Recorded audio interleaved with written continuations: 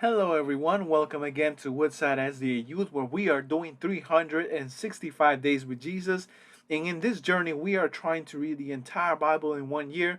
Has been a huge challenge. It has been a wonderful experience. But there comes the days where we start missing days. We fall a little behind, and sometimes we can become stressed thinking about, man, how are we gonna come back to where we're supposed to be, in the reading schedule and stuff like that. What we want to encourage is that don't make yourself a prisoner of a reading schedule. Yes, it's a journey. Yes, it's a wonderful adventure. Yes, we are trying to read the entire Bible in 1 year. But most of all, we want to use this opportunity to reconnect with God. If you miss some readings, that's okay. We are doing this every single year. At least we plan to do this. So if you miss some readings, you can make a plan to catch up. But at the end of the day, this is for to benefit us. This is towards we can reconnect with God so that we can know more about his word, and by knowing more about his word we're going to be more spiritually ready to face the obstacles and the challenges of this world. So guys, don't really stress yourself about following the schedule, but use this as an opportunity to reconnect with God. So guys, in today's reading we're supposed to read Second Chronicles chapter 8 to chapter 11, right? And so last reading we saw Solomon building the temple, him dedicating the temple, God appearing in front of Solomon, and it was a wonderful, wonderful experience. I think that was probably the closest Israel felt to God and stuff like that. It was probably a beautiful, beautiful scene, surreal experience. And so in chapter 8, it gives us more details about his activities. Now, we've seen some of these activities again in the book of Second Kings, and it's repeated again here in Second Chronicles. Very, very interesting stuff. He was the most wisest man on earth, so there's a bunch of great stuff. He was known everywhere. He marries Pharaoh's daughter and everything. In chapter 9, we have another retelling of the story of the Queen of Sheba visiting King Solomon, right? And a lot of people, every single movie, and I said this, I think I said this, or was it Yvette who said this? But in every single movie of Solomon that I see, Queen of Sheba is always like, they make her a love partner to Solomon, right? That the purpose that she was there is for Solomon and her to get together and stuff like that, and they have a little experience together. But honestly, guys, this whole story is a story of how a Gentile, or how someone from far, far away, because the Queen of Sheba came from a far land, super far.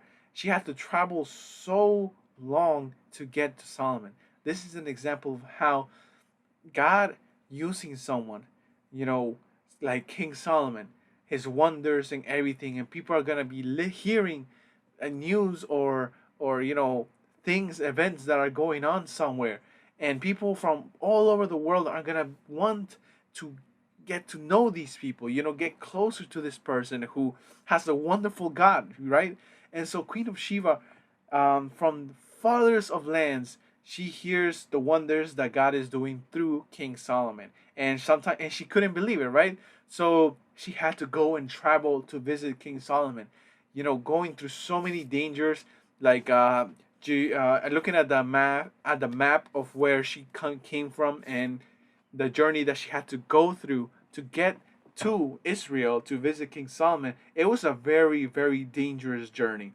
Far, it had so many challenges. It was not an easy travel. It's not like she like, I'm gonna take the next plane or the next flight to Israel.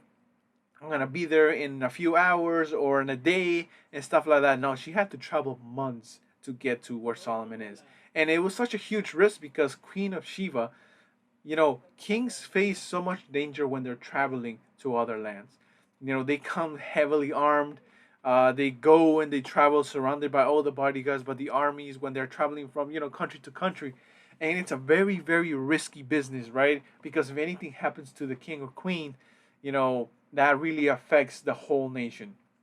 And so, Queen of Sheba, she was taking a very, very dangerous journey to meet Solomon, just to get to know a little bit about God, right? And because why did she do this? Why did she go and do all this journey? Because, the stories and everything she was hearing about God and Solomon, she needed to see it to believe it. And guys, there's gonna be um, times where the people around us, they're they're not gonna want to talk to a pastor. When you tell them, hey, my pastor's gonna give you Bible studies or all these things, or like they're not gonna accept Bible studies from you most of the time, guys. Like I have a job, and some people, when I was having a conversation with a coworker, um, he was telling, yeah, I have my own thoughts about religion. This other guy, he wants to, talk to me about God and give me Bible studies. And I'm like, no, man, leave me alone. You stay with your thing, I stay with my thing. Let's not do that, right? Please. And so I was just listening to him because, a lot of these people just want to be listened to. And I just want to let you guys know that not everybody's going to be open to having Bible studies with you.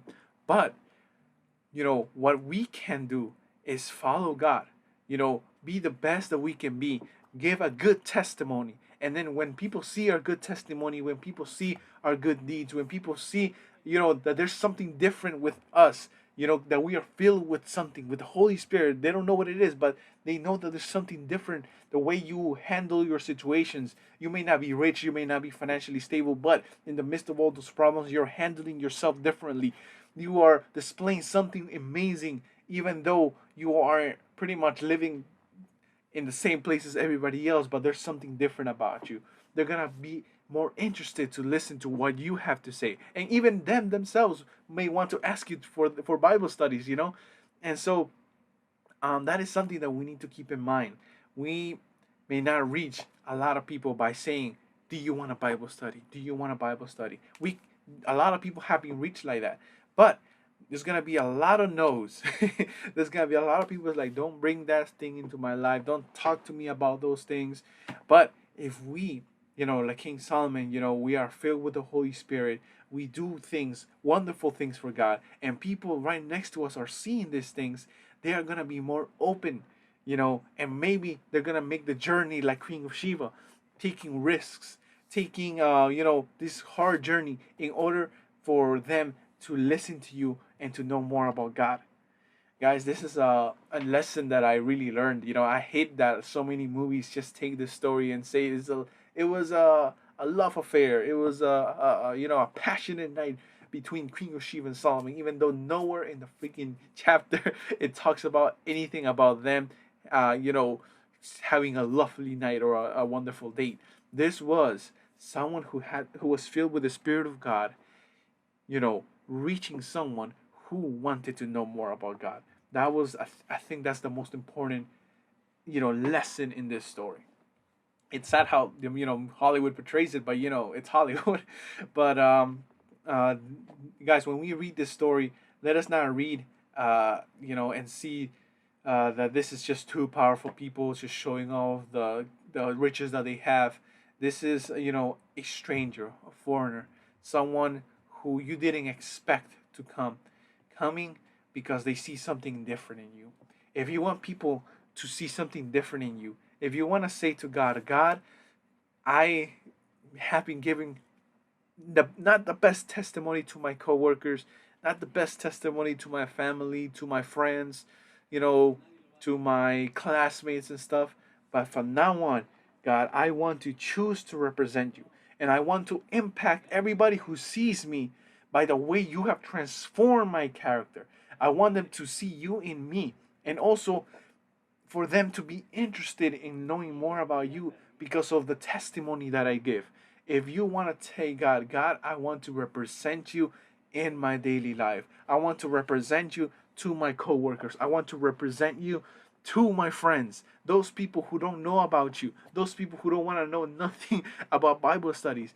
If you want to tell God, hey, God, help me represent you, so that by doing so, these people can be, have the desire to come to you and have an interest of getting to know you. Please, leave it in the comments saying, I want to be a representative of God on earth. If you really want to do that, leave the comments, or you don't really have to leave a comment. You can just make the decision in your heart. But if you have a testimony, if you decide to do this and it works out, please send us a message in the future saying, I read this chapter, and God, motivated me to be like Solomon. And by doing so, a coworker got baptized. By doing so, a friend wanted to have Bible studies. By doing so, one of my family members finally wanted to talk about God. Please, we would like to hear this, because, guys, every time God speaks to us, every time we are filled with the Holy Spirit, miracles happen. So this is the reading for today. It has been very, very wonderful. One of the stories that are super, super interesting and very applicable to our lives. This has been the reading, guys. Please enjoy it, and I'll see you again next time.